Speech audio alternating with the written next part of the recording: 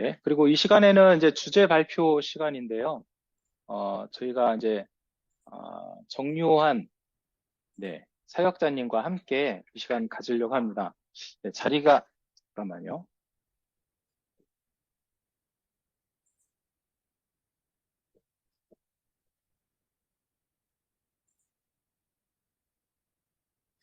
네, 급하게 자리를 옮겼습니다.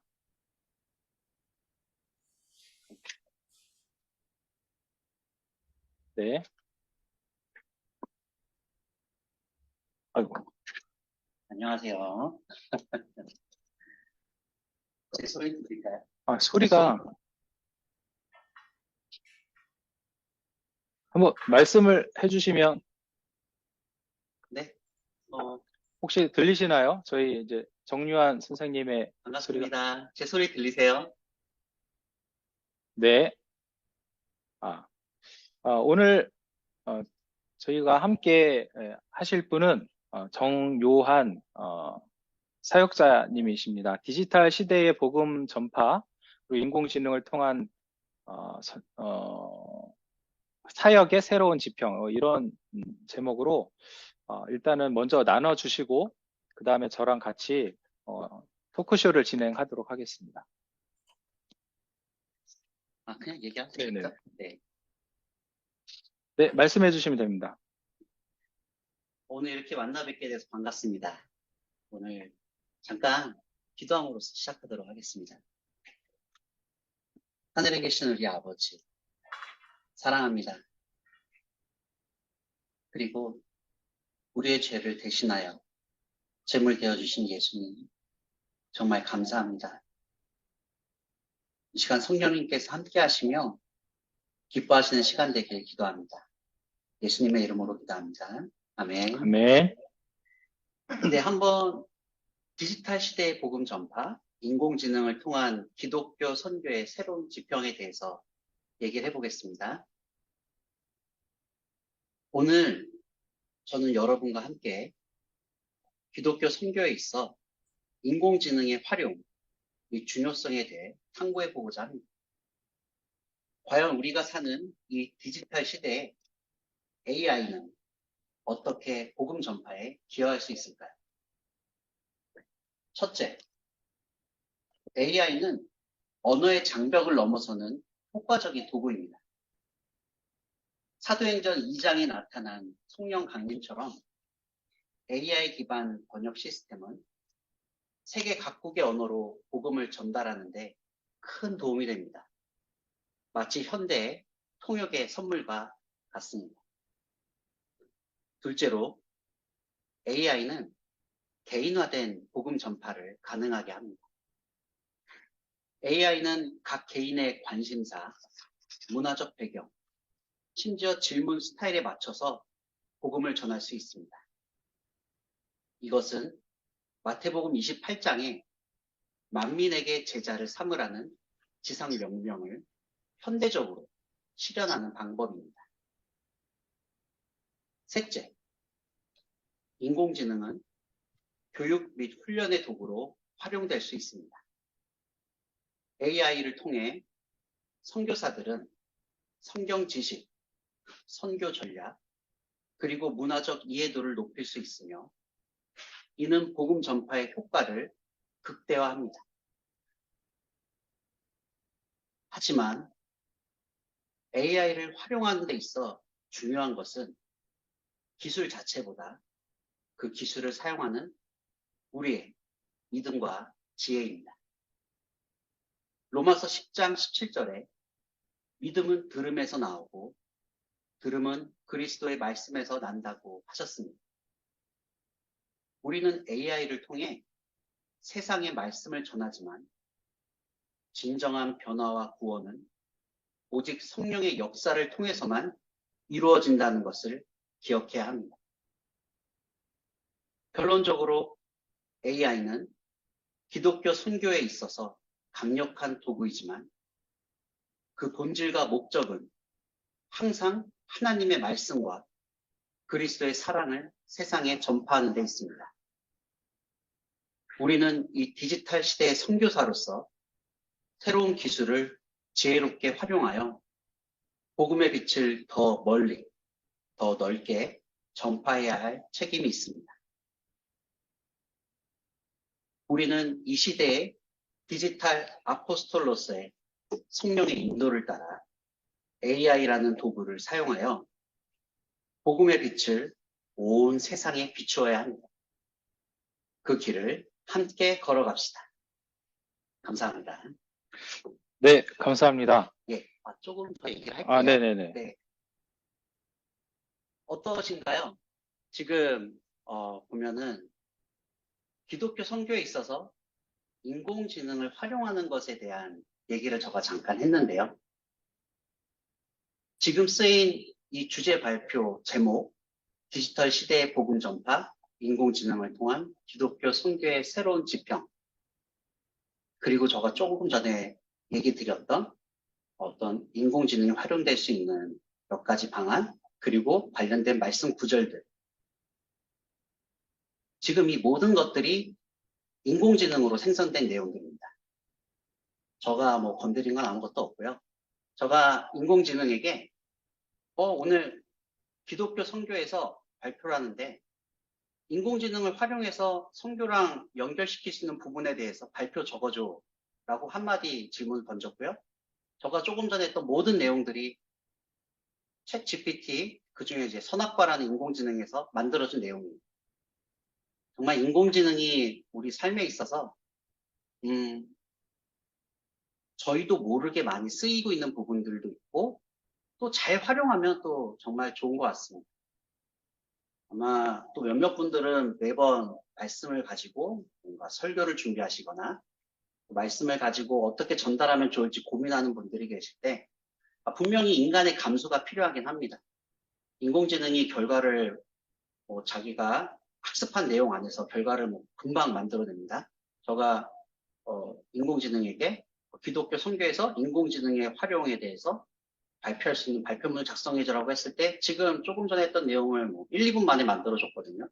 그 내용을 읽었지만 좀 더 제가 여기 인공지능이 쓴 내용에서 지금은 손본 게 아무것도 없어요. 근데 조금 더 다듬으면 더 좋은 글이 되겠죠. 말씀 구절을 집어넣고 설교문을 작성할 때도 제가 예전에 하나님의 은혜에 대해서 사용할 수 있는 실제 예 몇 가지와 그 다음에 성경 구절을 몇 개를 넣어줘서 몇 분짜리 분량으로 설교문을 적어줘 했을 때도 꽤 잘 적어줬어요. 인공지능을 이제 저희들은 개발한다기보다는 선교사님들이 활용하시면 굉장히 좋을 것 같습니다. 분명히 감수는 한번 하셔야 되고요. 가끔 엉뚱한 대답을 할 때가 있거든요.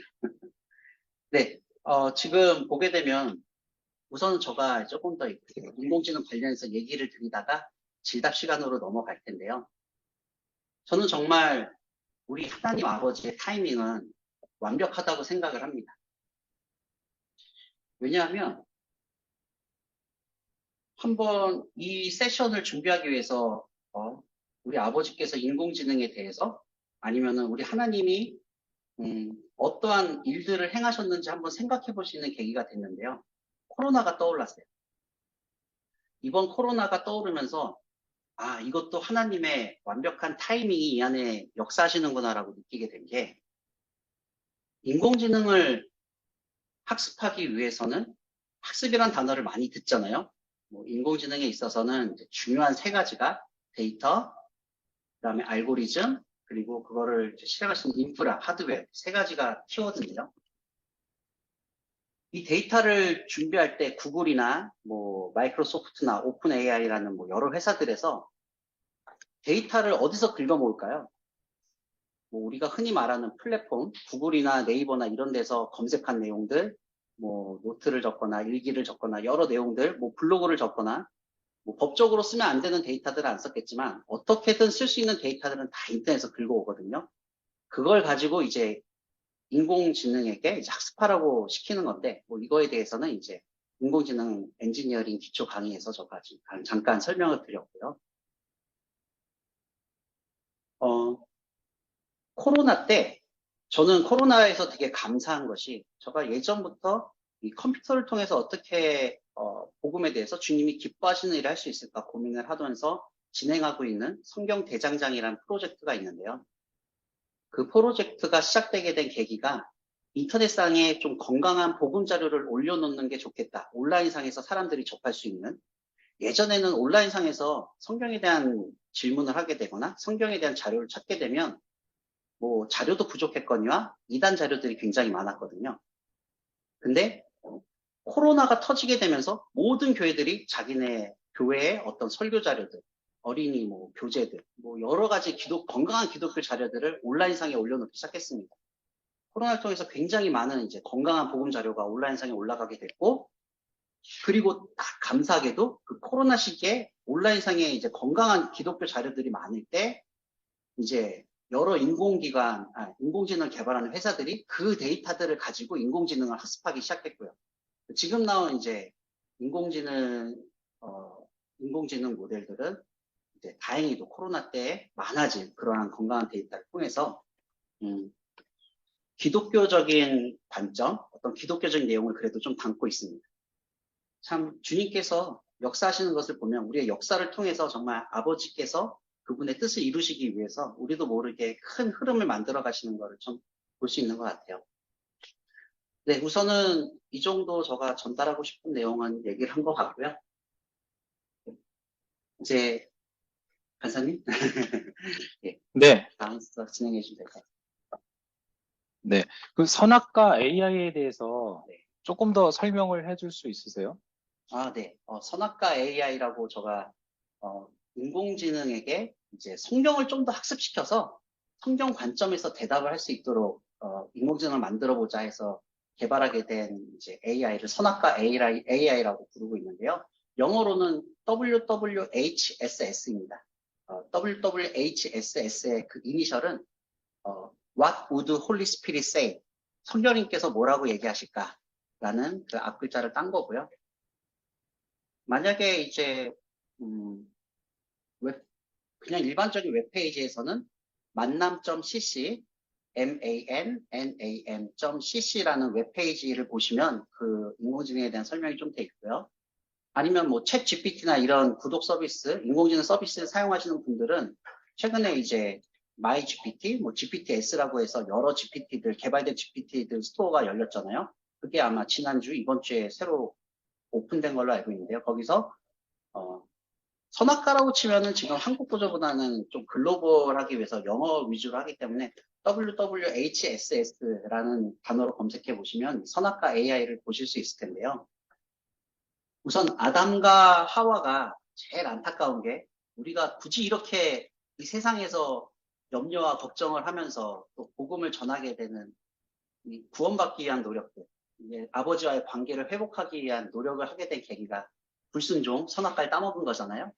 이제 그 죄 중에 하나가, 저는 큰 죄 중에 하나가 선악과를 따먹게 되면서 선악을 판단하는 기준이 더 이상 하나님이 아니라 우리 인간의 기준으로, 우리 스스로의 기준으로 선악을 판단하게 된 것이 참 큰 죄라고 생각하는데요.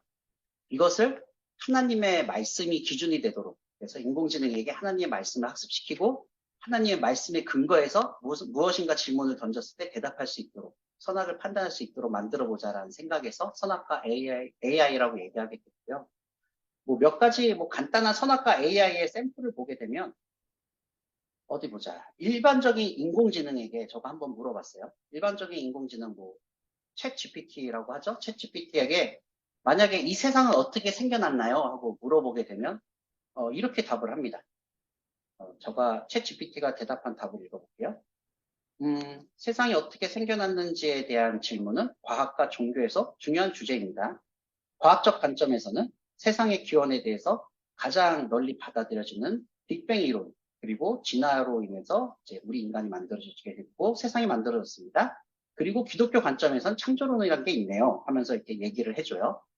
하지만 선악과 AI에게 똑같은 질문을 하게 된다면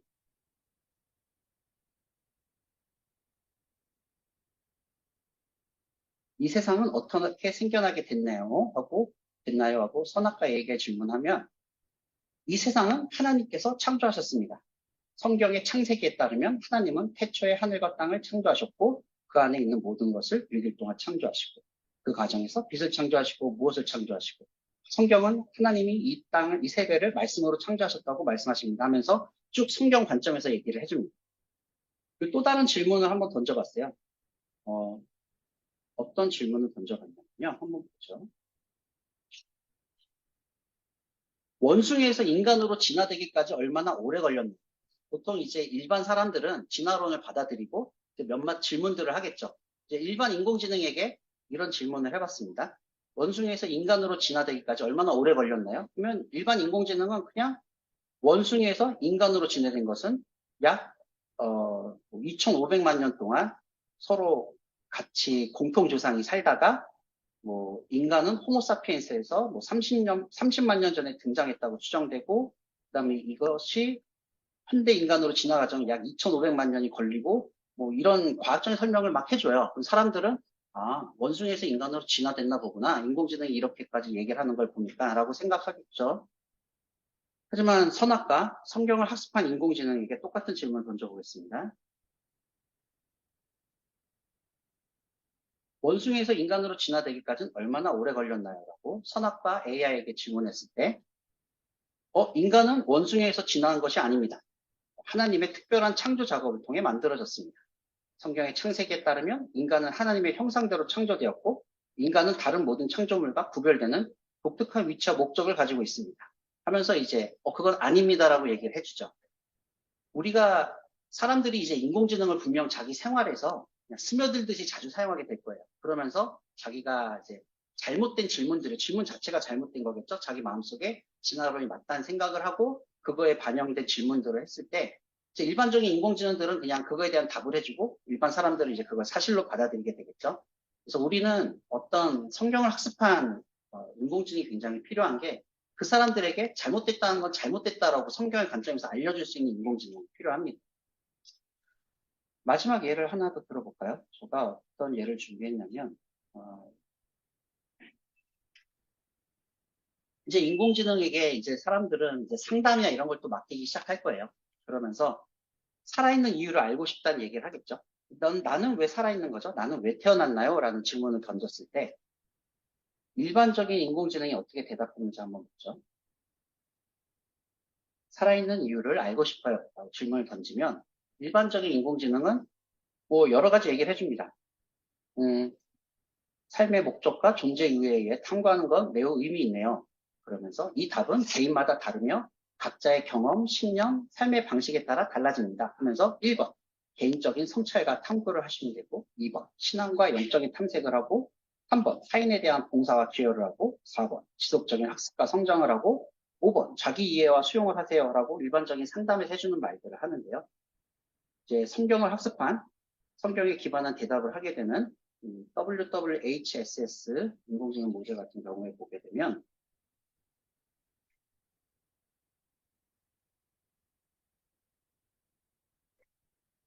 똑같은 질문을 했을 때 살아있는 이유를 알고 싶어요 라고 했을 때 삶의 목적과 이유에 대한 질문은 모든 인간이 고민하는 중요한 주제입니다. 성경에 따르면 우리 각자의 존재는 하나님의 특별한 목적과 계획의 일부입니다. 이렇게 얘기하면서 첫 번째로 우리가 중요시해야 될 건 하나님과의 관계이고 두 번째로는 이제 사랑과 봉사, 그 다음 세 번째 영적 성장이 필요하고 네 번째 하나님의 영광을 위해서 사는 것이 필요합니다. 완전히 이제 일반적인 GPT, 인공지능이 사람과 상담해 주는 것과 어떤 성경의 관점으로 사람과 상담하게 해주는 인공지능의 차이점을 이제 좀 볼 수가 있는데요. 분명히 우리는 이제 성경을 배운 인공지능이 필요하지만 또 그렇다고 모든 인공지능에 또 성경을 학습한 인공지능이 대답하게 하면 또 좀 어려운 부분도 있어요. 예를 들면 제가 오늘 아침에 이제 아내와 좀 건강에 대한 얘기를 하다가 아내가 당뇨 수치가 좀 높게 나왔다고 해서 당뇨 수치를 낮추는 방법에 대해서 인공지능에게 물어보자 해서 물어봤거든요. 일반적인 인공지능이 당뇨 수치에 대해서 얘기할 땐 이렇게 얘기해 줍니다.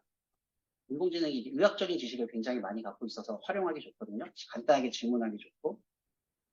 물어봤더니 당뇨병 수치를 낮추는데 도움이 되는 것 하면서 이제 건강한 식습관을 유지하세요 하면서 섬유질이 풍부한 음식, 채소, 과일이나 통곡물들을 먹고 단순 탄수화물, 흰빵, 과자, 설탕을 섭취를 줄이시고 또 규칙적인 운동을 하시고 150분 동안 빠른 걷기, 수영, 자전거 타기 등의 중간 강도의 운동을 하시고 구체적으로 이제 뭘 해야 될지 설명을 해줘요. 근데 제가 이거를 또 선악과에게 물어봤습니다. 선악과 AI에게 당뇨를 관리하고 싶은데 당뇨 수치 낮추려면 어떻게 해야 되지? 그랬더니 성경은 모든 것을 적당히 먹으라고 가르칩니다. 건강한 식단 드세요. 그 다음에 성경은 몸을 단련하는 것은 유익하다고 말합니다. 규칙적인 운동을 하세요. 약간 이제 모호하게 얘기하는 부분들이 있는데요. 우리가 필요한 상황에 따라서 또 적소적절한 인공지능을 활용하는 게 중요하고요. 네, 이 정도 얘기할 수 있겠네요. 선악과 AI 얘기하면서 또 몇 가지 비교되는 것들을 얘기 드렸습니다. 네, 네, 감사합니다. 네.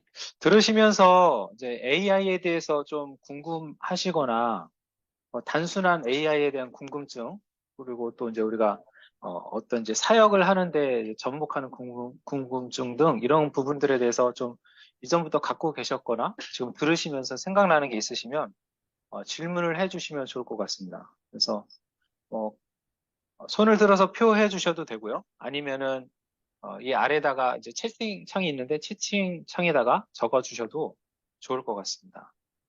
지금 이제 조금 전에 말씀하셨던 WWHSS로 검색을 하라고 하셨는데, 이걸 채팅창에다가 제가 잠깐 적어놨는데, 아까 또 네, 더 지금 말씀, WWHSS를 구글이나 네이버에서 검색하면 나오지 않을 거고요. 네. 챗 GPT에서 이제 GPTS라고 이제 개인들이 개발한 아니면은 이제 누구나 이제 GPT, 인공지능을 좀 파인 튜닝이라고 하거든요. 그걸 개발할 수 있게끔 목적에 맞게끔 개발할 수 있게끔 쉽게 이제 오픈을 해놨는데요. 거기서 이제 이 단어로 검색하시면 선악과 AI가 나올 거고요. 거기서 한번 테스트 해보실 수 있고, 만약에 이거에 대해서 좀 궁금하신 분들은 이제 만남.cc라는 사이트에 가시면 웹페이지로 만남.cc예요. 거기 가시면 이제 선악과 인공지능이 질문에 대한 답변을 어떻게 하는지 뭐 그런 것들을 보실 수 있습니다.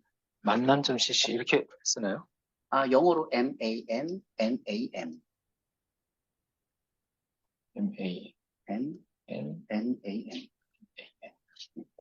예수님과의 만남이 참 중요하죠. 네. 그러면 요 만남.cc는 그 일반 구글이나 이런 데로 검색. 예, 만남 주시는 그냥 웹페이지 주소창에서 적으시면 됩니다. 네. 일반 주소창에서는 구글이나 네이버 주소창에서는 성경 대장장이 프로젝트라고 치시면 관련 내용들이 나오기도 하고요. 네. 감사합니다. 엔터 치시면 네. 올라가잖아요. 네, 이제 들으시면서 혹시 질문 사항이 있으시면 말씀해 주시면 감사하겠습니다.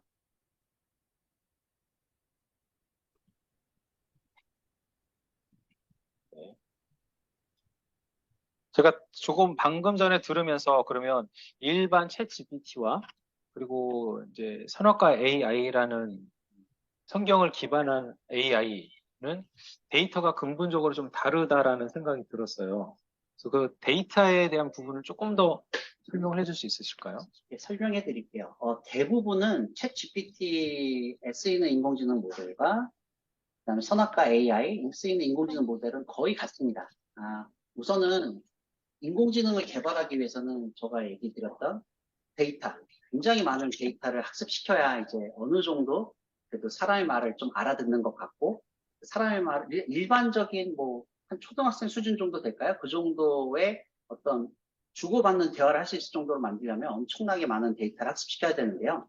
이거는 이제, 이제 좀 어려운 단어들이 나오겠지만, 프리트레인드 모델이라고 하는 일반적으로 인공지능에게 일반적인 상식들을 가르쳐 놓습니다. 이 부분이 이 부분이 이제 같은 모델을 사용하고요. 이제 특정 목적에 따라서 이제 데이터를 조금 더 집어넣어서 한 방향으로 좀 대답하게끔 하는, 그 다음에 이제 특정 데이터를 좀 더 중요성을 두고 이 안에서 답을 찾게끔 하는 거를 이제 파인 튜닝이라는 얘기를 많이 하거든요. 그래서 챗 GPT라든지 뭐 구글이나 마이크로소프트나 뭐 오픈 AI나 이런 데서 만든 뭐 거대 프리트레인드 모델들이 있어요. 챗 GPT가 그 중에 하나의 모델인 거고요. 또 뭐 라마라고 불리는 모델도 있고, 그런 모델을 가져다가 이제 성경을 가지고 파인 튜닝을 시켰죠. 가능한 이 성경 안에서 대답을 하고 이 성경의 데이터를 가장 최우선으로 하고 이 안에서 대답을 하도록 해라라고 이제 명령을 내린 거죠. 성경 데이터를 좀 더 학습시키고 그렇게 나온 것이 이제 선악과 AI라고 보시면 됩니다.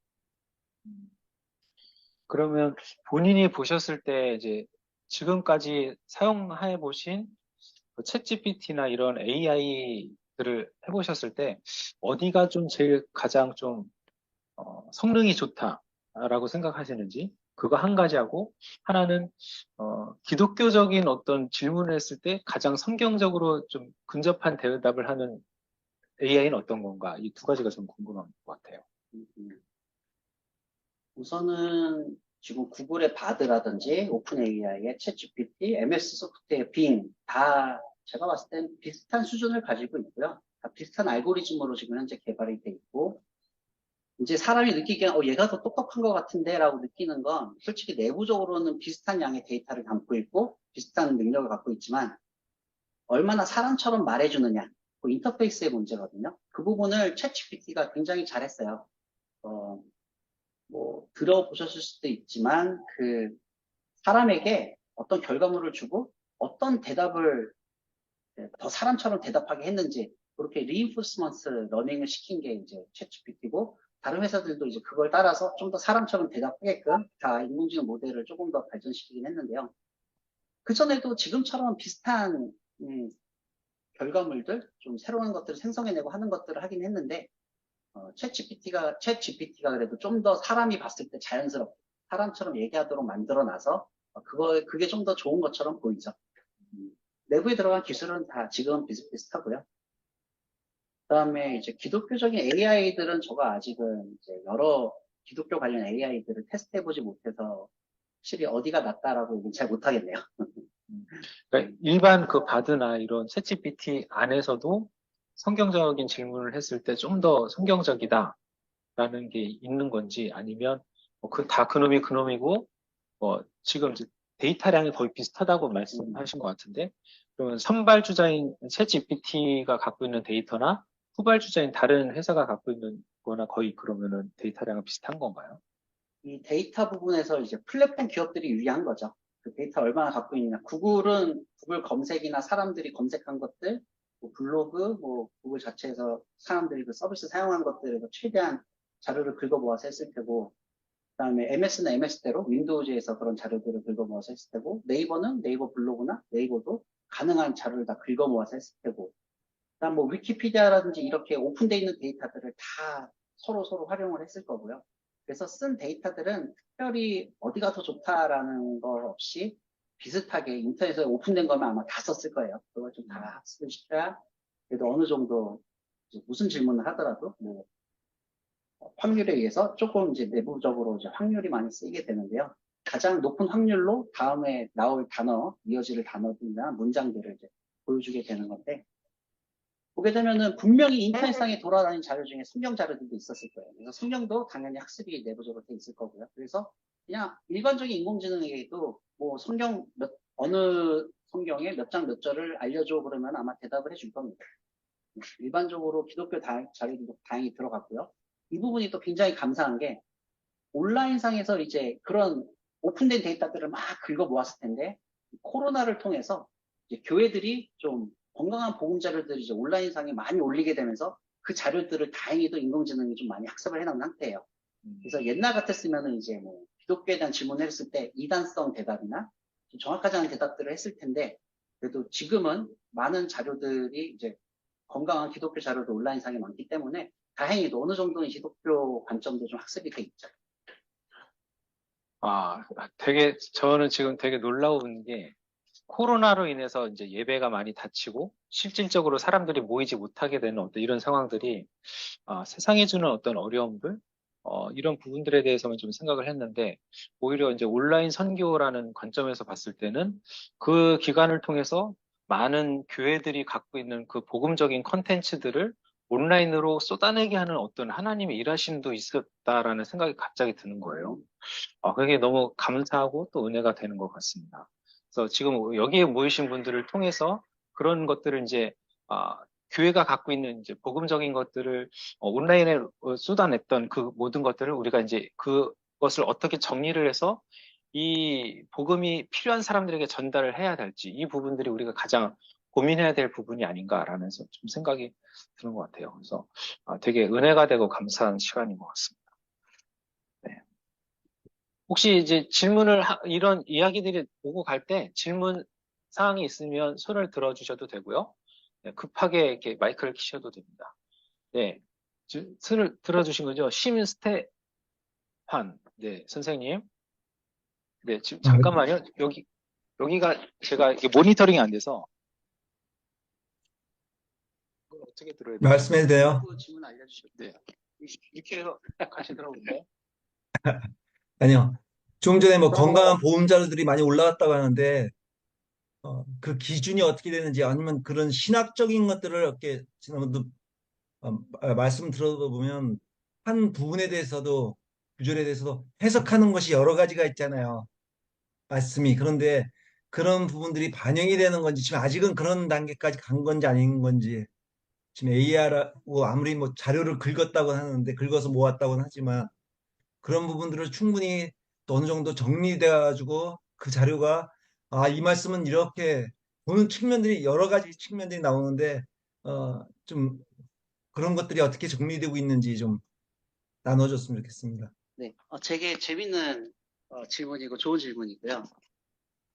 인공지능이 이제 성경을 보통 교회에서 목사님들이 설교하는 설교 자료들, 뭐 이런 것들이 이제 온라인상에 올라간 것들을 이제 학습을 했을 텐데, 그걸 통해서 이제 인공지능이 약간 진보적인 관점의 성경 해석을 할지, 보수적인 관점의 성경 해석을 할지는 저희들이 알지 못해요.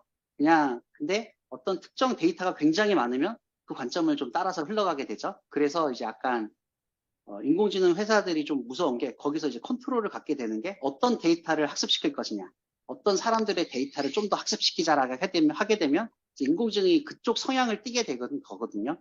지금 일반적인 인공지능에서는 뭐 이런 기독교 자료 말고 저런 기독교 자료 이런 구분을 하지 않고 우선 다 집어넣었을 거예요. 그래서 우선 일반적으로 그냥 많은 사람들이 성경을 읽으면서 느낀 간증이나 어떤 목사님들이 그냥 성경 해석하시는 것들 여러 다양한 관점을 그냥 그래도 건강한 너무 이단으로 빠지지 않는 그런 자료들을 인터넷상에 이렇게 올려주시고 공유해 주시면 그런 것들이 이제 우리 한 명 한 명은 굉장히 적지만 또 여러 우리 수억의 기독교인들이 이런 자료들을 서로 공유하고 나누게 되면 우리 인공지능은 분명히 주님이 좋아하시는 방향으로 흘러가게 되겠죠라는 믿음이 있는 거고요. 지금 얘기해 주시는 거에서 또 이제 관련된 재밌는 실험을 제가 해봤는데요. 제가 이제 인공지능 모델 크게 대표적으로 최근 나온 이제 챗 GPT라는 인공지능 모델 기반으로 성경 학습시켜보고 또 라마라고 페이스북에서 만든 모델이 있거든요. 거기에서 이제 또 성경을 학습시켜보고 두 개에게 동일한 질문을 던져봤어요. 그랬더니 하나의 인공지능은 되게 보수적인 관점에서 대답을 하고 하나의 인공지능은 되게 진보적인 관점에서 대답을 하더라고요. 예를 들면 이번 새해 다들 이제 2024년 새해 이제 교회나 이런 송구영신 예배나 새해 예배를 드리면서 이번 연도의 새해 말씀 이제 하나 뽑기를 주로 하잖아요. 저는 이제 교회에서 이제 교회 말씀 이번 연도의 말씀을 이제 서로 나눠주는 시간이 있어서 이번 연도 내가 붙들 수 있는 말씀 뭘 받을까 하면서 이제 사도행전 27장 25절 감사하게도 저에게 딱 이번 연도에 붙들 수 있는 좋은 말씀을 받았는데요. 그걸 하면서 문득 떠올랐어요. 이런 제비뽑기가 하나님이 원하시는 방법일까? 이런 성경 말씀 주로 이제 좋은 말씀들을 가지고 이제 그 중에서 이제 전달해 주는 거겠지만 제비뽑기가 정말 하나님이 원하시는 방법이 맞아? 라고 제가 두 개의 인공 선악과가 지금 알파 버전과 베타 버전이 있거든요. 그래서 알파 버전에게 물어봤을 때 알파 버전은 딱 그렇게 얘기를 하더라고요. 아니요. 제비뽑기 이런 로또 같은 건 성령님이 원하시는 방법이 아닙니다. 성경은 점치는 것도 싫어하시고 성령님께서 점치는 것도 싫어하시고 뭐 좋지 않습니다. 막 이런 대답을 하는 거예요. 그리고 베타 버전에게 똑같은 질문을 했어요. 제비뽑기에 대해서 또 어떻게 생각하세요? 그랬더니 베타 버전은 이거는 주님이 사용하시는 방법이 맞습니다. 주님께서는 성경을 통해서 몇몇 이제 기록들을 가지고 제비뽑기를 통해서 역사를 하셨고 그 방법은 지금도 주님께서 역사하신 방법 중에 하나가 될 수 있습니다. 이게 둘 다 성경을 학습시킨 인공지능이지만 서로 다른 관점을 갖게 되더라고요. 우리 한 사람 한 사람이 다 다른 생각을 갖듯이 인공지능이 정말 어떤 관점으로 성경을 바라보게 될지 한 방향으로 딱 정해지기는 어려운 것 같아요. 정말 그래서 인공지능을 개발하고 솔직히 인공지능 안에서 어떻게 동작하는지 블랙박스라고 아직 얘기를 하거든요. 그래서 그 부분에 있어서 기도하면서 또 성령님께서 이 안에서 역사하시길 기도하면서 개발하는 것도 필요한 것 같습니다. 필요한 게 아니죠. 기도하면서 개발해야 합니다. 네, 제가 이해하기로는, 그러니까, 코로나 이전에는 이단에 해당되는 신천지나 다른 뭐 하나님의 교회 이런 데에서 온라인이나 온라인상의 여러 가지 성경적인 지식이라고 해서 올리는 어떤 데이터들이 100이었고, 한국 기존 기성교회들이 올리는 데이터들이 100이었다라고 한다면, 코로나 상태로 인하여서 그게 1000, 2000, 3000 이렇게 많아졌다라고 저는 생각이 들거든요. 그러니까 기존에는 기존 기독교나 교회들에서는 온라인상의 어떤 이런 사역에 대해서 관심이 없었기 때문에 데이터를 올릴 관심이 없었고, 그래서 절대적인 데이터량이 적었다. 그렇지만 이제는 그 데이터량이 많아졌기 때문에 이런 기성교회의 어떤 데이터들이 많아졌고, 그걸 통해서 챗GPT가 AI가 많이 이제 학습을 하게 된다. 그래서 이전에 이단에 속했던 데이터들의 양이 상대적으로 축소가 됐다. 그렇기 때문에 더 우리가 이제 이런 복음적인 것들이 나눠질 수 있는 기회가 더 많아졌다. 저는 이렇게 이해가 되거든요. 그게 맞나요? 맞습니다. 예, 이제 항상 또 예를 들어보면 만약에 지금 이제 인공지능에게 예수님은 누구야라고 한국어로 물었을 때, 한국어에서 이제 예수님은 누군지, 뭐, 살아계신 하나님의 아들이시며, 뭐, 누굽니다, 누굽니다, 이렇게 다행히도, 이게 당연한 대답이지만, 지금 건강한 보금 자료들이 많이 들어와서 이렇게 대답을 해주는 거고요. 만약에 예전 같으면, 이단에서 올린 자료가 잔뜩 있었을 때, 예수님이 누구야, 그러면은, 통일교 교주가 예수님이다. 뭐 이런 식으로 얘기를 해줄 수도 있겠죠. 배운 게 그거니까. 제가 2020년에 KWMA에서 이제 주최하는 이제 디지털 선교에 대한 부분에 대해서 참여를 한 적이 있는데요. 그때 이제 나누셨던 한 분이 미국에서 YM에서 온라인상에서 구글에서 하나님이라는 단어 하나를 갖고서 10만 달러를 1년에 지출을 한다고 하더라고요. 그 이유가 뭐냐면 다른 이단에서 하나님이라고 검색을 했을 때 이단 자료가 최상위로 올라가게 하는 것을 막기 위해서 1년에 10만 달러를 쓴다고 하더라고요. 이런 부분들이 어떻게 보면 온라인상에서 일어나는 영적 전쟁의 한 부분이 아닌가라는 생각이 들고, 그 부분에 대해서 우리가 계속 깨어서 좀 기도하면서 섬겨야 될 부분이라고 생각합니다. 맞습니다. 네. 혹시 또 질문이 있으신 분? 네. 마이크 켜서 말씀해 주시면 감사하겠습니다. 네, 네, 박석출 네, 선생님. 신선하고 네, 좋은 강의 감사드립니다. 네, 당일에 연합뉴스나 조선일보에 보면 바드나 네 가지 AI를 비교해서 가장 좋은 우수한 것은 GPT-4다 라고 이제 신문에 많이 나왔는데요. 우리 정승화 선교사님은 생각에 우리 기독교인들에게 추천하고 싶은 것 아니면 좀 서로 비교해서 초보로서 가장 접근하기 쉬운 것이나 그리고 무료가 있고 유료가 있잖아요.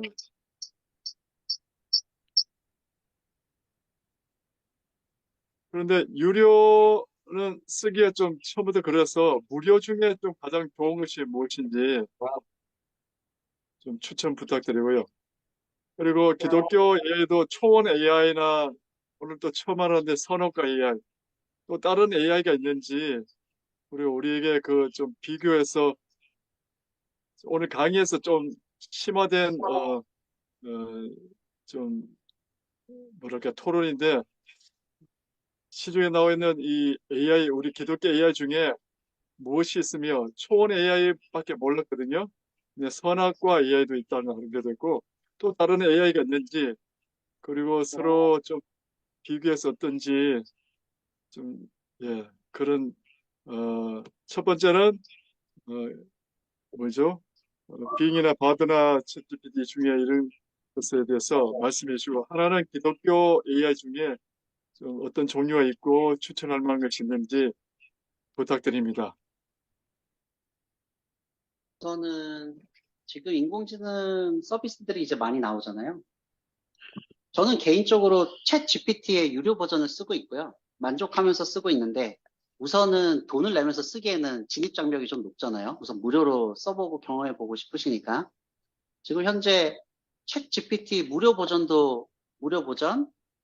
그다음에 bard.google.com이라고 구글에서 나온 인공지능의 무료 버전, 그다음에 이제 빙 챗이라고 하는 마이크로소프트에서 뭐 엣지 브라우저나 이렇게 띄우면은 요즘에 그냥 그 안에 붙어 있거든요. 그 챗빙 그 무료 버전. 제가 유료를 쓰기 전까지는 요 3개 버전을 그냥 똑같은 질문을 항상 이 3개 다 던졌었어요.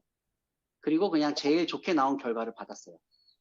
그 각각의 어떤 도메인이나 어떤 목적에 따라서 좀 셋이 다 잘하는 것들이 좀 다른 것 같더라고요. 근데 뭘 잘하고 뭘 못하는지 또 약간 모호해서 그때그때마다 요 3개 항상 창을 틀어놓고 구글의 바드, 챗GPT, 그 다음에 엣지 브라우저의 챗빙, 아니 빙챗 요 3개 틀어놓고 똑같은 질문 항상 3개에다 던지고 그냥 제일 좋은 결과를 그냥 취합하거나 아니면 셋을 뭐 섞어서 쓴다든지 이렇게 사용을 했고요. 무료로는 그냥 이렇게 3개 한 번씩 해보시면은 그래도 인공지능 이거 생각보다 기특한 놈일세 하는 생각을 하실 수도 있을 거고요. 그 다음에 이제 조금 더 확실히 유료 버전을 쓰게 되니까 좀 더 고급진 대답을 하긴 하더라고요. 챗 GPT-4를 저는 현재 쓰고 있는데 뭐 그냥 이건 주관적인 거예요. 이거 회사 광고가 되는 게 아니라 구글도 챗 GPT에 이제 뒤처질 수는 없다 해서 새로운 모델, 뭐 제미니라는 뭐 새로운 모델을 또 개발하고 있고 또 곧 오픈을 할 거잖아요. 그래서 뭐 새로운 모델들이 계속 나올 거고 그때그때마다 이제 누가 더 잘하고는 바뀔 것 같습니다. 우선 무료로는 제가 처음에 얘기 드렸던 그 3가지를 한번 똑같이 질문 항상 셋 다 던져보시면 그 중에 제일 좋은 거를 취합하시면 될 것 같고요. 그 다음에 기독교 AI에 대해서는 제가 아직 어떻게 비교해가지고 전달드리기에는 좀 데이터가 적어서 얘기 드리기는 좀 어려울 것 같습니다. 예, 또 감사합니다. 편하게 그냥 아무거나 질문해 주세요. 네, 아까 또 손 드신 분이 한 분 계셨었는데. 네, 한나 선생님. 네, 안녕하세요. 디지털 시대 선교에 대해서 제가 이제 강의는 처음 들어가지고 또 여기 주제에 있어서 하루에 10분씩 듣는 걸 듣고 나면 사실은 이 질문이 필요 없는 질문일 수도 있는데요. 그래서 첫 강의부터 AI에 대해서 설명을 하시니까 이제 앞으로 이것을 어떻게 우리가 접목해서 어떻게 강의를 이끌어 가신지 잘 모르겠어가지고 그 입장에서 이제 그 질문을 하면요. 그 대부분 어쨌든 지금 코로나 이후에 디지털 시대로 전환이 됐고 그리고 그것이 선교지에까지 영향을 미치면서 우리들이 자이든 타이든 그것을 활용해야 되는 그런 시점에 와 있고 활용했을 때 더 많은 좋은 결과들이 예측되는 상황에서 현지에 있는 전 세계에 있는 그 선교사들이 어떻게 보면 한국에서 사는 것보다 좀 더 느리게 속도가 갈 수가 있고 디지털을 활용하는 게 어려운 점들이 많이 있을 수가 있거든요. 그래서 이 강의를 통해서 실질적으로 선교사들이 그런 어려움에 도움을 받을 거라는 그런 기대를 가지고 저는 개인적으로는 들어왔고요. 그랬을 때 선교사들이 챗 GPT나 AI에 대해서 좀 더 진입 장벽이 낮게 이렇게 오늘 AI에 대해서 강의를 설명해 주신 것 같아서 재밌게 잘 들었고요. 그 챗 GPT도 구체적으로 우리가 어떻게 활용하는지 경험하지 못한 선교사님들이 경험하게 해줄 수 있는 그런 좀 계기가 됐으면 좋겠고, 그리고 이것도 사용하다 보면 무료에서 흥미를 느껴서 유료를 사용했을 때 돈을 냈을 때 그 결과가 확실히 다르기 때문에 그거 돈을 뭐 20불이든 뭐 얼마든 이렇게 내고 사용하게 되잖아요. 그런 단계들이 필요한데 기독교 AI에 대해서 오늘 선악과에서 처음 들었는데 그것에 대해서 지금 처음 들은 사람들 많이 있을 거거든요. 그래서 뭐 구글에서 만들고 네이버에서도 만들고 이런 것처럼 제가 놓쳤을 수도 있는데 선악과 그 데이터 그거는 어디에서 주체가 돼서 만들었는지 그냥 모든 기본적으로 인터넷에 올라와 있는 데이터를 다 종합한 그거라도 어떤 회사가 주체가 있을 수 있잖아요. 그리고 아니면 선생님이 개발한 건지 제가 그거에 대해서 궁금증이 있고요. 그리고 제일 중요한 거는 우리가 챗 GPT가 이제 코로나 이후에 뭐 전문가들 말고 일반인들도 갑자기 많이 다 이렇게 익숙하게 되게 활용하게 되고 많이 알려진 것처럼 선악과나 기독교 AI에 대해서는 찬반도 있을 수 있지만 그걸 떠나서 진입 장벽이 높고 접근성이 지금 낮은 상태에서 이것을 복음 전파나 기독교나 선교에 활용하기 위해서는 그만큼 많이 노출되고 사람들이 이런 것들이 있다는 거 먼저 알아야 되는데, 예, 지금 정보량도 뭐 데이터가 거의 비슷하게 있다고 했는데, 아무리 데이터가 그 일반 챗 GPT의 기독교를 물어보는 것과 선악과를 물어보는 거 비슷한 데이터가 있다고 해도 선악과를 알지 못하고 구글에 쳐도 선악과 나오지 못했을 때 하나님에 대해서 궁금해하고 기독교적인 좀 더 접근성에 가까운 답을 얻기 위해서 누가 거기에 들어가서 그 답을 얻을 수 있는지, 아니면 그 진입장벽을 낮게 하고 선교사들이나 기독교 궁금해하는 일반인들이 어떻게 접근할 수 있는지, 접근성 낮추기 위해서 어떤 방향성을 갖고 있는지, 이런 것들에 대해서 궁금합니다. 우선 참고로 선악과 AI 같은 경우는 완전히 오픈되어 있지는 않고요. 네. 내부적으로 이렇게 외부에 공개가 안 된 상태에서 그냥 성경에서 나올 수 있는 질문들에 대한 질답을 한번 해보고 선악과 AI의 어떤 결과물들을 가지고 그냥 컨텐츠만 좀 결과물만 이미 오픈된 상태고, 선악과 AI를 이제 일반 분들이 지금 사용을 못 하시는 서비스죠. 지금 현재는 클로즈돼 있어서. 그래서 지금 보면은 이제 WWHSS도 선악과 AI를 쓰시려면은 이제 챗 GPT 유료 서비스 사용하시는 분들이 이제 요걸 찾아서 쓰실 수 있긴 한데,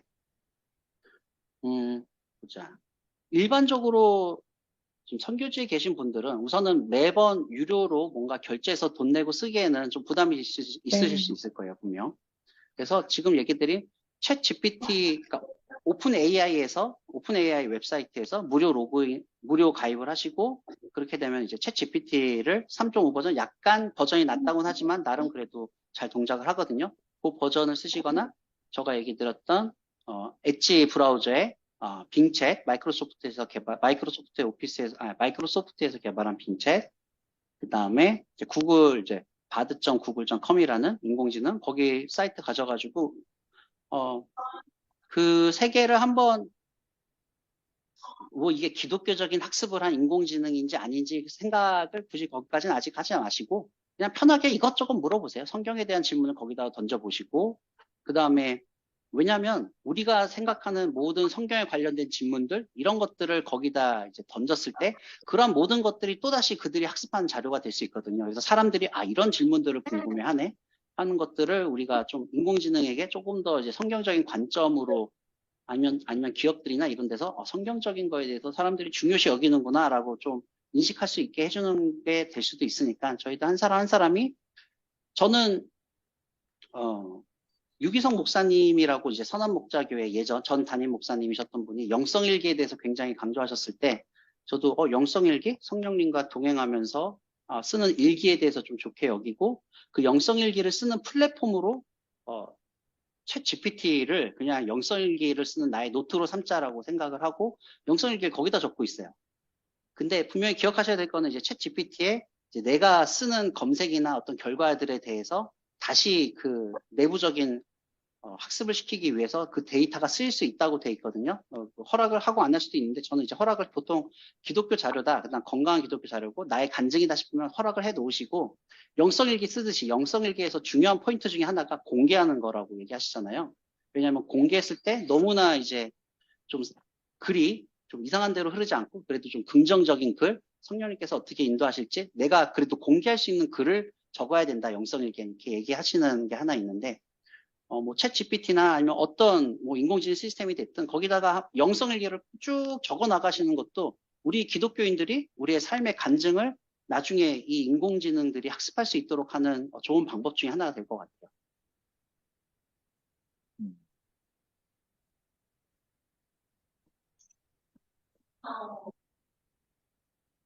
네, 또 질문하신 분이 아까 계시지 않았나요?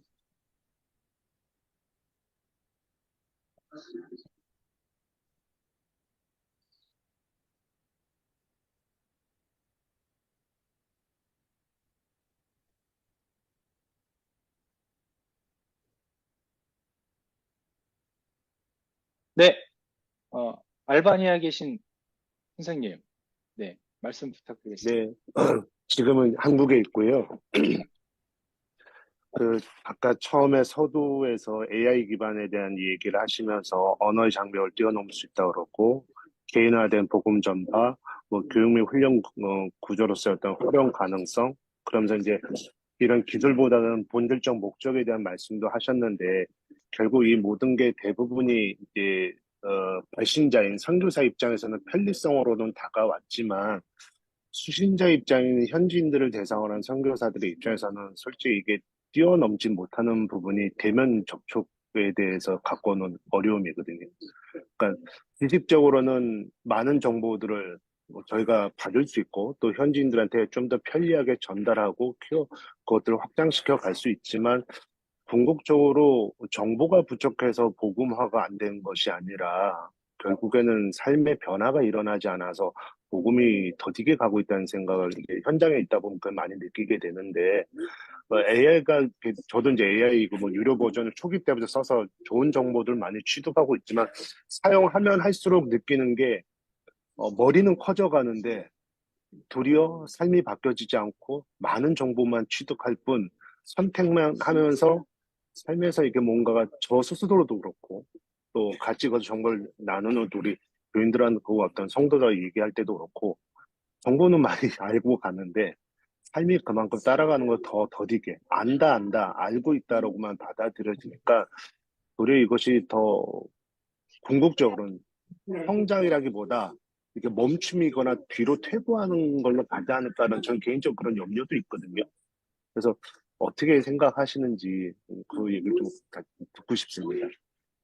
되게 좋은 부분을 짚어주신 것 같고요. 분명 인공지능은 그걸 가지고 처음부터 끝까지 할 수는 없고 그냥 또 한 분 한 분의 선교사님들이 반드시 그 지역에 가서 또 복음을 전하시면서 이런 인공지능을 활용해서 조금 더 그 일이 좀 더 편해지시면 좋은 거죠. 그러니까 좋은 도구로서의 활용일 뿐이지 이 좋은 도구가 있다고 해서 이제 그 도구가 어떤 결과를 낼지는 이제 쓰는 사람에 따라서 이제 달라지는 것 같습니다.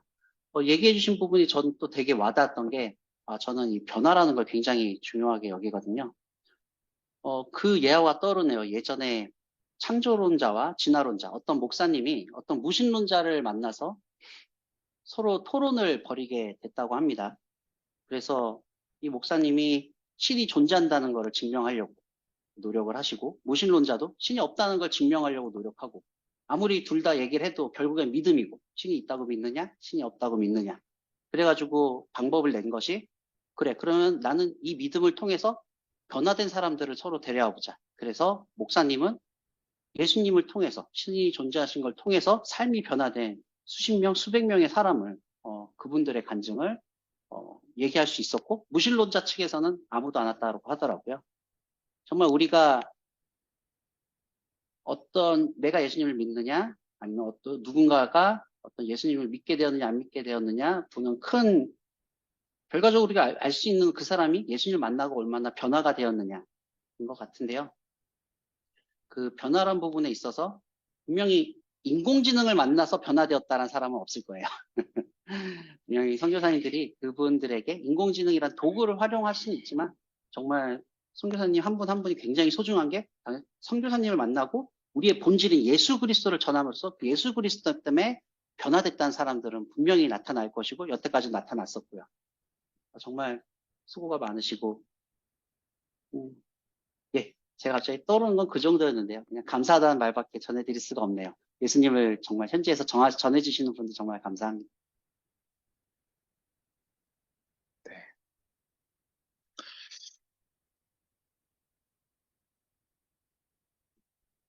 네, 한 5분 정도만 더 이제 진행을 하고 오늘 마무리를 하려고 하거든요. 그래서 질문이 있는데 지금 꾹 참고 계시다. 그런 분들은 네, 참지 마시고. 꼭 네. 인공지능이 아니라 이 FMC나 뭐 아무 질문이나 하셔도 괜찮을 것 같아요. 네, 손 드신 안효정님 말씀해 주세요. 네, 반갑습니다. 저는 안효정은 아니고 여호수아인데요. 자리가 바뀌어서 그랬습니다. 혼란을 드려서 죄송한데요. 좀 전에 말씀해 주신 그 선생님 말씀에 저도 의견이 있어서 이렇게 나누고 싶어서 그런 건데요. 저는 이런 생각을 해요. 지금으로서 AI가 선교 사역의 어떤 진정성과 복음으로 거듭나는 일에 얼만큼의 효능을 줄 수 있으며 전체적인 선교 사역에 제자 삼는 사역에 어떤 기능을 할까? 저는 이제 지금 현재의 상황보다는 앞으로의 생각을 하면서 기대를 하거든요. 저는 사실 지금의 상황은 AI가 보여줄 수 있는 가능성의 아주 일부분을 보여줬다고 생각해요. 그래서 컨텐츠가 가지고 있는 파워도 그렇고 AI의 기능적인 가능성은 앞으로 너무도 굉장히 크기 때문에 어, 드라마 바이블 제가 나왔을 때 느낀 느낌이 있었어요. 성경 읽기에 대해서 다르게 할 수 있을 거라는 생각을 할 수가 없었거든요. 근데 저는 너무나 그게 너무 기뻤던 게 제가 늘 예전에 성경을 읽을 시간이 없어서 출퇴근할 때 차에서 CD를 MP3를 구워서 그렇게 성경을 들었어요. 그렇게라도 그 시간이라도 성경을 들어야겠다고 생각해서 이제 직장 생활하면서 그렇게 들었거든요. 근데 그 앱이 나온 걸 보고요. 기술이 이런 일을 해낸다는 거에 굉장히 소름 끼치는 그런 경험을 했어요. 왜냐하면 별거 아니게 다 생각할 수 있지만 저한테는 내가 아무 때나 이 이어폰을 가지고 성경을 들을 수 있다. 너무너무 다 감사한 거예요. 그러니까 그런 기술은 이미 이제 나오지 않고서는 그 진가를 뭐 알 수가 없는 거죠. 그래서 AI가 가지고 있는 어떤 설득력, 사람들에게 복음을 정말 복음으로 정말로 능력 있게 AI가 어떻게 보면 사람보다도 더 어떤 부분에서는 복음을 제시를 잘할 수 있다고 저는 보는 거거든요. 왜냐하면 SNS에서 사람은 감정 기복도 있고 지식의 한계도 있고 여러 가지 교리적인 신학적인 이견도 있지만 AI는 그런 것들을 뛰어넘는 어떤 일들을 해줄 수 있다고 생각해요. 그러나 결국엔 사람을 만나서 그 사람을 그리스도의 인격을 변화시키는 거는 선교사님들이 하겠지만 굉장히 많은 부분에 있어서 선교사님들을 서포트할 수 있는 역량을 발휘할 거라고 저는 확신합니다. 왜냐하면 지금도 우리가 지금 가지고 있는 기술로도 추천 기술을 쓴다면 어떤 사람이 자기의 정황에 맞는 그러한 어떤 스토리로 복음을 제시를 받는다면요. AI가 그런 메시지를 계속 보낸다면요. 그 사람은 예수 그리스도에 대해서 빠져들 수밖에 없을 거라고 생각해요. 왜냐하면 제가 우리가 무슨 쇼핑하다가 페이스북 가면은 막 그 가방을 보고 있었는데 쿠팡에서 거기서 가방이 막 뜨잖아요. 그렇듯이 빅데이터 내가 하는 모든 거는 이 빅데이터가 다 이게 어디론가 가고 나를 알아요. 저를 더 잘 알더라고요. 그런 어떤 AI가 그 사람에 맞는 어떤 복음적 메시지를 맞춰서 만약에 전달한다면 사람들은 거기에서 내 문제가 그리스도 예수와 관련됐다는 것을 알아차릴 거고 빠져들 거고 복음에 대해서 관심을 가질 거라고 생각합니다. 분명히 마지막 결정적인 한계는 있고 성령께서 역사하셔야겠지만 지금까지 우리가 하지 못했던 많은 것들을 기술을 통해서 복음을 능력 있게 전파할 수 있지 않을까. 근데 지금은 AI도 사실은 아주 초보적이고 아기 같은 수준이기 때문에 우리가 더 창조적이고 너무 놀라운 생각들을 아직 할 수 없는 거 아닐까 이런 생각을 해봤습니다. 감사합니다. 네, 스자님. 네. 네. 저는 제 가족과 함께, 그러니까 사람이 들어가기 힘든 지역인 모슬렘 지역의 리비아에서, 나 이집트 이 지역에서 사역을 오랫동안 하다가, 이제 하나님의 뜻을 따라서 한국에서 이제, 김천이란 곳에서, 아랍 모슬렘들을 만나고 있는 선교사입니다. 그런데, 참, 지난번 12월인가? 예, 11월에, 제가 디지털 시대와 교회, 선교라는, 그 강의를 듣게 되면서 굉장히, 진짜, 익사이팅, 흥분되는 거예요. 너무 흥분되고, 많이 배워서 정말, 하나님의 선교에 이것들이 잘 사용되면 너무 좋겠다 하는 마음이 많이 있고요. 사실 이렇게 어려운 지역엔 이미 방송 사역들이 굉장히 큰 일들을 하고 있거든요. 10년 이상 전부터 이제 아랍 무슬림 지역에는 20개가 넘는 채널을 통해서 복음을 이제 세계 곳곳에 흩어져 있는 모슬렘들에게 복음을 전파하고 있어요. 전파뿐만 아니라 신앙인들을, 이렇게 세우는 그 일들에, 그리고 세계관, 성경적인 세계관을 이렇게, 상담이나, 찬양이나 뭐 말씀을 통해서 이렇게 사람들을, 하나님 말씀을 쓸 수 있도록 이 일들이 활발하게 지금 이루어지고 있어요. 사람이 들어가서 만나서 할 수 없는 곳에 이렇게 하는 일들이 일어나고 있고, 또 저도 이 김천에 와서, 줌이라는 도구를 통해서, 한국에 뿐만 아니라, 뭐, 현지에서 흩어져 있는 아랍 모슬림들에게 한국어를 가르치면서 만나고 있고, 또 이제 한국에 있는, 사람들, 이게 여기 노동자로 오고, 정치 난민으로 와 있는 사람들을, 이제 여인들, 또 한국에 와 있으면서 신방을, 엊그제도 이제, 신방을 4시간씩 걸려서 이제 직접 가서 집을 방문해서 이제 만나고 들어주면서 정말 복음도 전하고 있어요.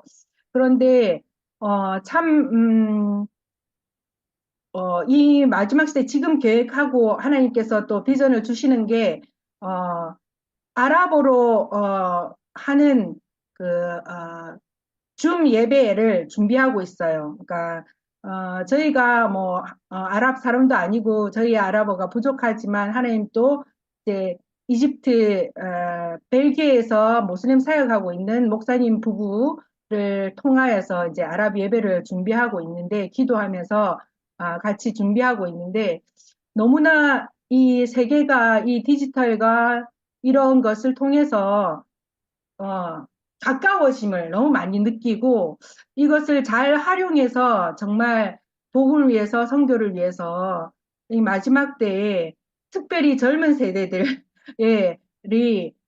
정말 신령과 진리로 예배할 수 있는 그런 일들이 도구를 통해서 사용되어지기를 위해서 우리 사역자들이 많이 배우고 또 이제 활용하면 너무 좋을 것 같아요. 그래서 준비하고 있는데 예, 그거는 이제 물론 이것을 사용하지만 우리가 만날 수 있는 사람들을 또 인격적으로 만남을 통해서 같이 이게 병영되고 해야 될 부분이라고 생각이 듭니다. 그런데 예, 뭐 질문이라기보다 이제 저는 어떻게 하면 더 잘 이것들을 제가 또 3867이고, 60, 이제 하여튼 그러면서 좀 많이 느린데, 그럼에도 불구하고, 어떻게 가만히 보니까 많이 사용하고 있더라고요. 아직 뭐, 챗 GPT는 아직까지 제가 뭐, 아직 배우면서 좀 더 또 이걸 어떻게 활용해서 이제 우리가 만나고 있는 모슬림들에게 복음을 전할지는 더 배워야 되겠지만, 예, 줌이라든지 뭐, 그런 것을 통해서 계속 미팅이라든지 예배라든지 네, 많이 알게 모르게 많이 활용하고, 페이스북. 제일 처음에는 페이스북 같은 경우도 저희는 이런 보안 지역에 사역을 하고 있어서 오랫동안 안 했었어요. 근데 저희가 마지막에 이제 몰타라는 이제 유럽 지역에 7년을 있으면서 가니까 그 페이스북이 엄청 많이 서로 의사소통하는데 많이 사용되더라고요. 그래서 사용하기 시작해서 예, 하고 해서 지금 저는 이제 삶을 나누면서 그것을 또 복음의 도구로 말씀도 나누고 하면서 좀 사용하고 있는데 다른 거는 인스타그램이나 뭐 이런 다른 거는 아직까지 잘 못 사용하고 하지만 예, 제가 할 수 있는 상황에서 허락하는 가운데서 예, 조심스럽게 정말 페이스북을 통해서 예, 복음도 전하고 있어요. 삶을 나누면서.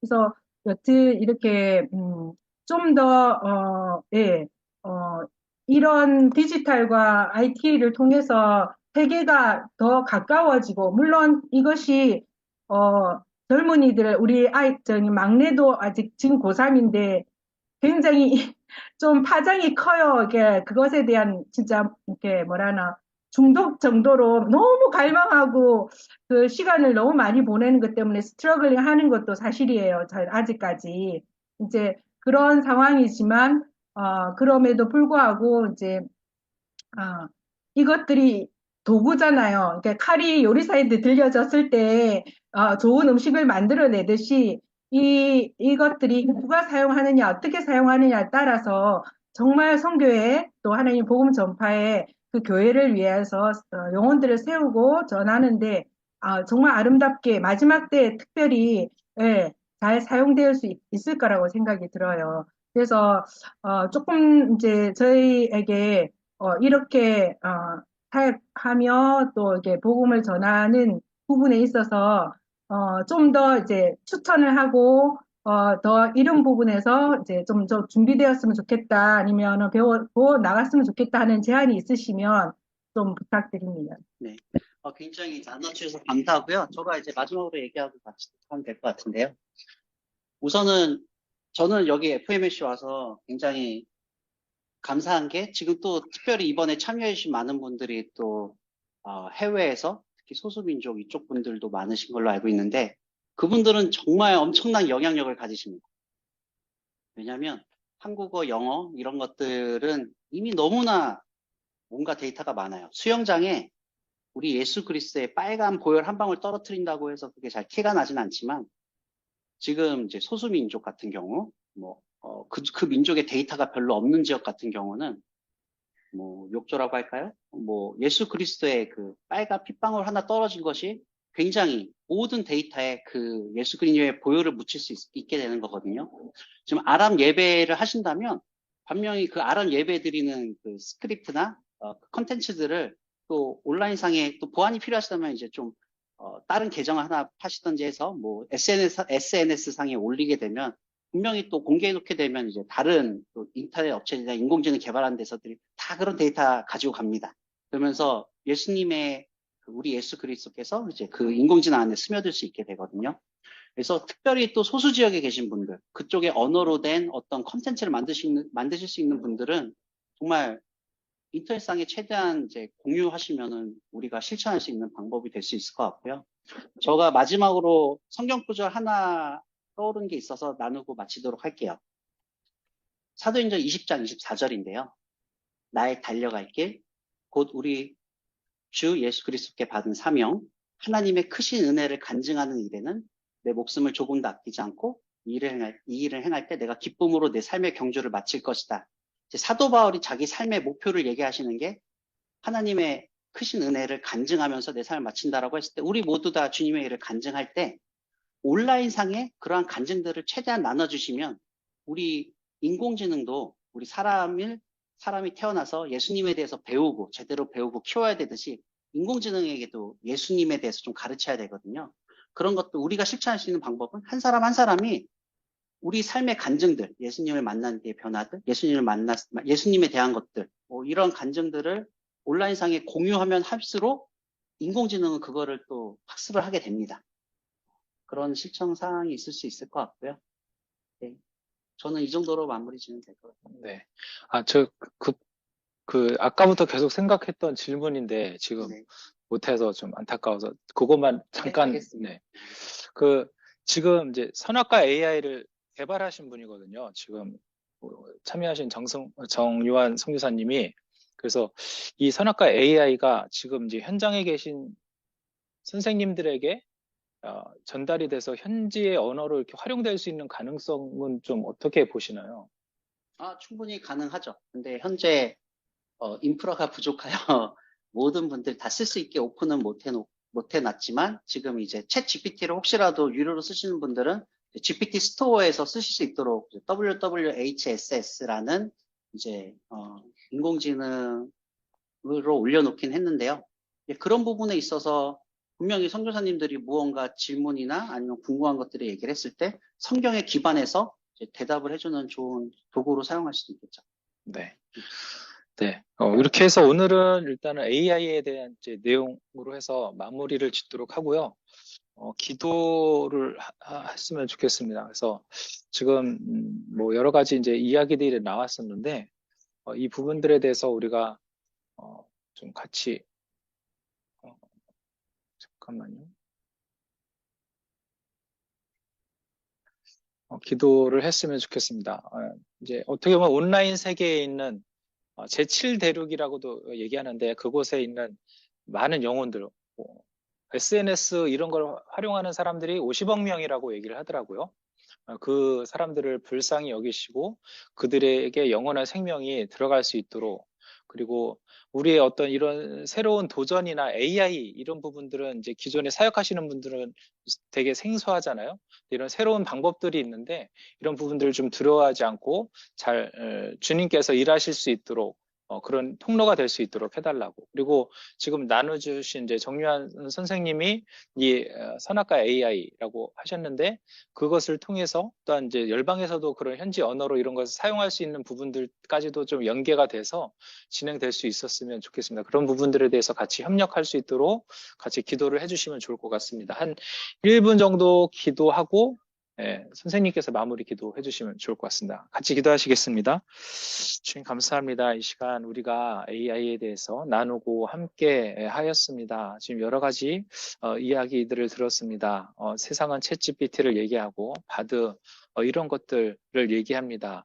생성형 AI에 대해서 그 효과나 이런 부분들에 대해서 얘기합니다. 주님, 그러나 우리는 그것을 통해서 하나님의 영원하신 사랑과 은혜와 예수 그리스도의 십자가의 복음에 대해서 우리가 나누기 원합니다. 주님, 온라인 세계 제7들에게 있는 이 영혼들이 아버지와 정말 그 50억이 넘는 그 사람들이 이제는 복음 가운데 하나님의 부르심과 하나님 은혜 가운데 나올 수 있도록 인도하여 주시옵소서. 또한 우리가 현장에 있는 선생님들이 이런 사역들을 하는데 어렵고 도전하는 부분들에 대해서 힘들지만 그럼에도 불구하고 극복하면서 이런 것들을 섬길 수 있도록 인도하여 주시옵소서. 그렇게 인도하실 주님을 기대합니다. 성령을 함께 하시고 이 선악과 AI를 통해서도 열방 가운데 일하여 주시기 원합니다. 하늘에 계신 우리 아버지, 우리가 이 디지털 시대에 복음을 전파하는 도구로서 인공지능을 사용하게 됨을 감사드립니다. 이 기술이 아버지의 말씀을 더 많은 사람들에게 전달하는 데 사용되게 하시고 또 이것을 통해 우리의 지혜와 이해가 증가되기를 기도합니다. 하나님, 이 인공지능의 기술이 복음의 진리를 펼치는데 도움이 되게 하시고 이 기술을 통해서 당신의 사랑과 구원의 메시지가 온 세상에 퍼져나가게 해주시길 간구합니다. 정말 사람들의 마음을 열어 주님께로 이끌고 그들이 당신의 은혜를 경험하게 하소서. 이 모든 것 우리 주 예수 그리스도의 이름으로 기도합니다. 아멘. 마지막으로 공지하고 오늘 마무리하도록 하겠습니다. 강의 듣기는 아까 들으셨던 것처럼 캔버스에 들어가셔서 1강부터 10강까지 들으시면 되고요. 자기 아이디로 제출한 그 이메일이거든요. 그것이 아이디이기도 하고 그리고 비밀번호이기도 합니다. 그렇게 해서 참여하시면 되고요. 이 캔버스 자체, 강의를 들을 수 있는 캔버스 자체는 저희가 2월 15일까지 한 달 정도 열어둘 예정입니다. 그래서 그때까지만 들으실 수 있고요. 그리고 이 라이브 방송 토크쇼는 다음 주에는 이제 유튜브에 관해서 또 나눌 예정입니다. 잠깐 말씀드리면 이분이 2020년에 이제 유튜버로 해서 저희랑 연결이 돼서 오셨는데 그때 유튜브 구독자가 500명이었어요. 근데 지금 보니까 3년, 4년 지났죠. 지금 이제 거의 5만 명 정도가 됐더라고요. 구독자가. 그래서 그 3, 4년 동안 무슨 일이 일어났는지 이런 얘기를 좀 들어보면서 유튜브를 통해서 또 사역을 할 수 있는 이런 부분들에 대해서도 알아가실 수 있었으면 좋겠습니다. 오늘 나눴던 이 얘기들도 라이브 영상 업로드를 캔버스에 할 예정이니까 그렇게 해주시면 좋을 것 같습니다. 네, 오늘 감사드리고요. 다음 기회에도 다음 주 토요일 날 뵙도록 하겠습니다. 감사합니다. 또 뵙겠습니다.